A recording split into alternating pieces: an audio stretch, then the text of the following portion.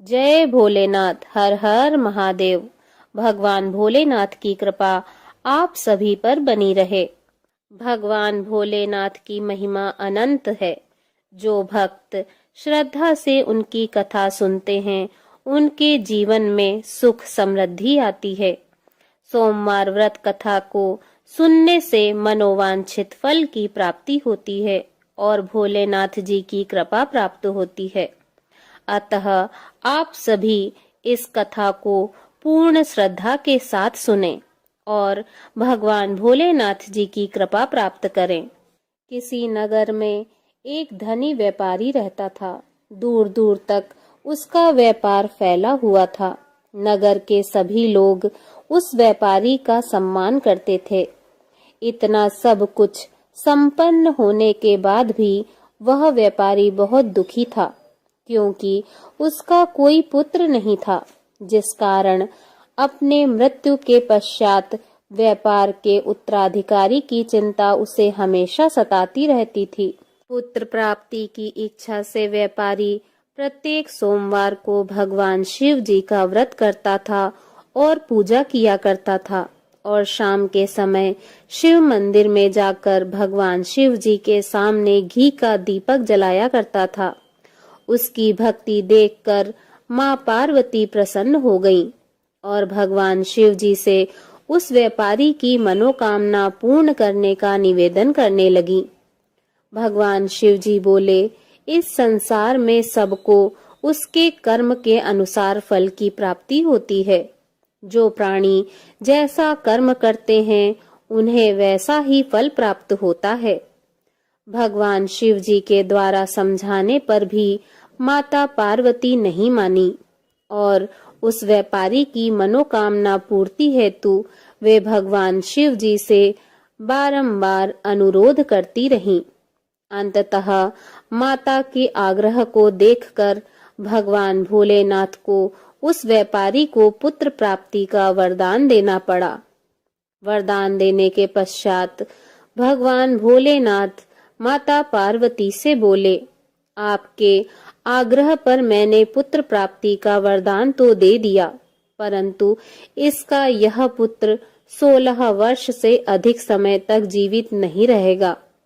उसी रात भगवान शिव जी उस व्यापारी के स्वप्न में आए और उसे पुत्र प्राप्ति का वरदान दिया और उसके पुत्र के 16 वर्ष तक जीवित रहने की बात बताई। भगवान के वरदान से व्यापारी को खुशी तो हुई, लेकिन पुत्र की अल्प आयु की चिंता ने उस खुशी को नष्ट कर दिया। व्यापारी पहले की तरह सोमवार के दिन भगवान शिव जी का विधिवत व्रत करता रहा। कुछ महीनों के बाद उसके घर एक अति सुंदर बालक ने जन्म लिया और घर में खुशियां ही खुशियां भर गईं। बहुत धूमधाम से पुत्र जन्म का समारोह मनाया गया, परंतु व्यापारी को पुत्र जन्म की अधिक खुशी नहीं हुई, क्योंकि उसे पुत्र की अल्प आयु के रहस्य का पता था। जब पुत्र 12 वर्ष का हुआ तो व्यापारी ने उसे उसके मामा के साथ पढ़ने के लिए काशी भेज दिया। लड़का अपने मामा के साथ शिक्षा प्राप्ति हेतु चल दिया।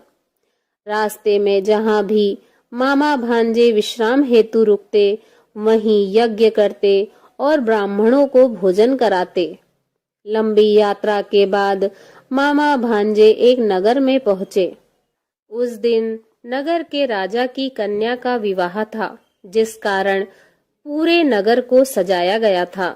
निश्चित समय पर बारात आ गई, लेकिन वर का पिता अपने बेटे के एक आंख से काने होने के कारण बहुत चिंतित था। उसे भय था कि इस बात का पता चलने पर कहीं राजा विवाह से इनकार न कर दे, इससे उसकी बदनामी होगी। जब वर के पिता ने व्यापारी के पुत्र को देखा तो उसके मस्तिष्क में एक विचार आया। उसने सोचा, क्यों न इस लड़के को दुल्हा बनाकर राजकुमारी से विवाह करा दूं। विवाह के बाद इसको धन देकर विदा कर दूंगा और राजकुमारी को अपने नगर ले जाऊंगा। वर के पिता ने लड़के के मामा से इस संबंध में बात की।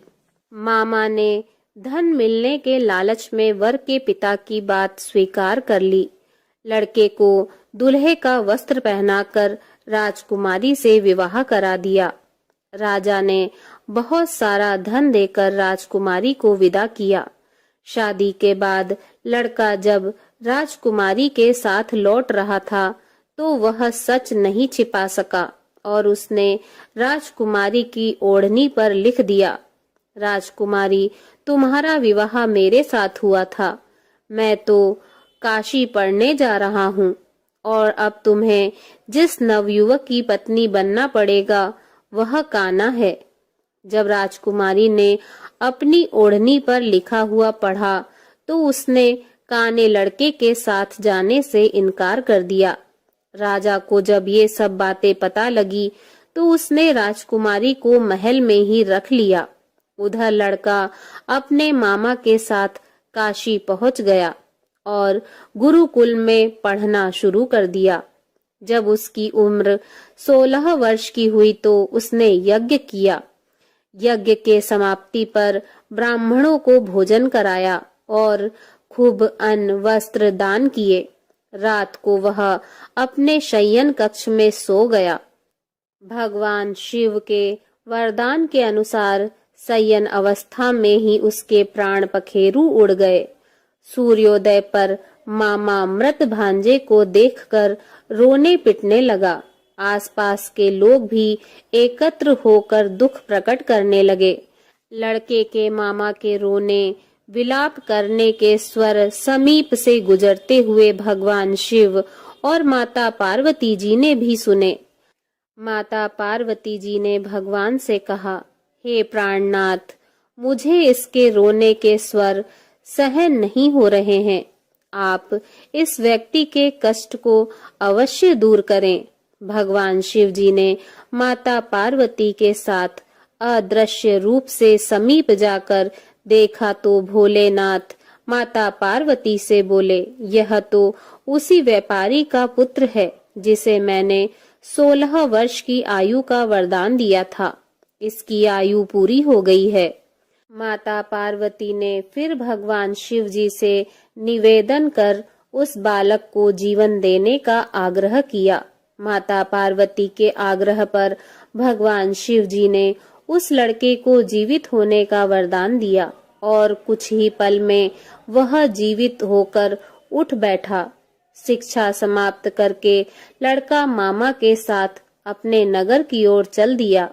दोनों चलते हुए उसी नगर में पहुंचे जहां उसका विवाह हुआ था। उस नगर में भी यज्ञ का आयोजन किया। समीप से गुजरते हुए नगर के राजा ने यज्ञ का आयोजन देखा और उसने तुरंत ही लड़के और उसके मामा को पहचान लिया।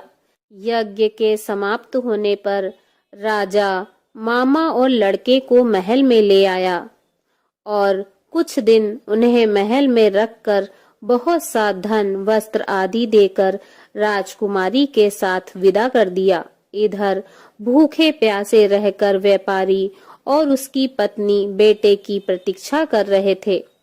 उन्होंने प्रतिज्ञा कर रखी थी कि यदि उन्हें अपने बेटे की मृत्यु का समाचार मिला तो दोनों अपने प्राण त्याग देंगे। परंतु जैसे ही उसने बेटे के जीवित वापस लौटने का समाचार सुना तो वह बहुत प्रसन्न हुआ। वह अपनी पत्नी और मित्रों के साथ नगर के द्वार पर पहुंचा। अपने बेटे के विवाह का समाचार सुनकर पुत्र वधू राजकुमारी को देखकर उसकी खुशी का ठिकाना न रहा। उसी रात भगवान शिव जी ने व्यापारी के स्वप्न में आकर कहा, हे श्रेष्ठी, मैंने तेरे सोमवार के व्रत करने और व्रत कथा सुनने से प्रसन्न होकर तेरे पुत्र को लंबी आयु प्रदान की है। पुत्र की लंबी आयु जानकर व्यापारी बहुत प्रसन्न हुआ। शिव भक्त होने तथा सोमवार व्रत करने से व्यापारी की सभी मनोकामनाएं पूर्ण हुई। इसी प्रकार जो भक्त सोमवार का विधिवत व्रत करते हैं और व्रत कथा सुनते हैं, उनकी सभी इच्छाएं पूरी होती हैं। प्रेम से बोलिए जय भोलेनाथ। ओम नमः पार्वती पते हर हर महादेव। ओम जय शिव ओमकारा, प्रभु हर शिव ओमकारा, ब्रह्मा विष्णु सदा शिव, ब्रह्मा विष्णु सदा शिव, अर्धांगी धारा।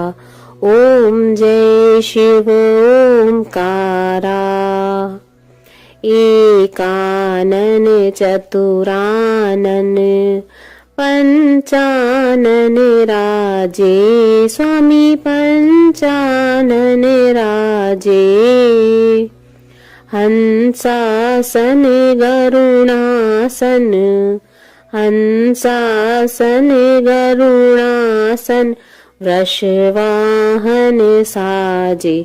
ओम जय शिव ओमकारा, दो भुज चार चतुर्भुज, 10 भुज अति सोहे, स्वामी 10 भुज अति सोहे, त्रिगुण रूप निरखते, त्रिगुण रूप निरखते, त्रिभुवन जन मोहे। ओम जय शिव ओमकारा, अक्षमाला वनमाला, मुंडमाला धारी, स्वामी मुंडमाला धारी, चंदन मृग मद सोहे, चंदन मृग मद सोहे, भोले शशिधारी। ओम जय शिव ओमकारा, श्वेतांबर पीतांबर, बागांबर अंगे, स्वामी बागांबर अंगे, सनकादिक गरुणादिक भूतादिक संगे।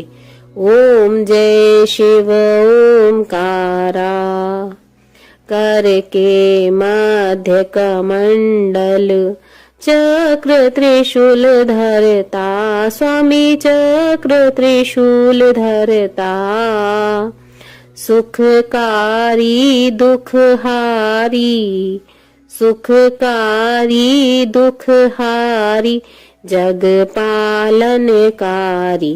ओम जय शिव ओमकारा, ब्रह्मा विष्णु सदा शिव, जानते अविवेका, स्वामी जानते अविवेका, प्रणवाक्षर में शोभित, प्रणवाक्षर में शोभित, ये तीनों एका।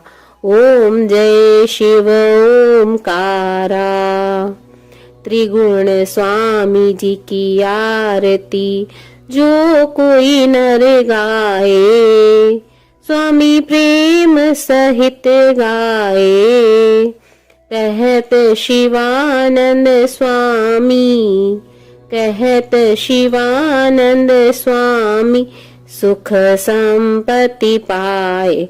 ओम जय शिव ओमकारा, ओम जय शिव ओमकारा, स्वामी हरे शिव ओमकारा, ब्रह्मा विष्णु सदा शिव, ब्रह्मा विष्णु सदा शिव, अर्धांगी धारा। प्रभु ओम जय शिव ओमकारा। बोलिए भगवान भोलेनाथ की जय। ओम नमः पार्वती पते हर हर महादेव शिव शंभु।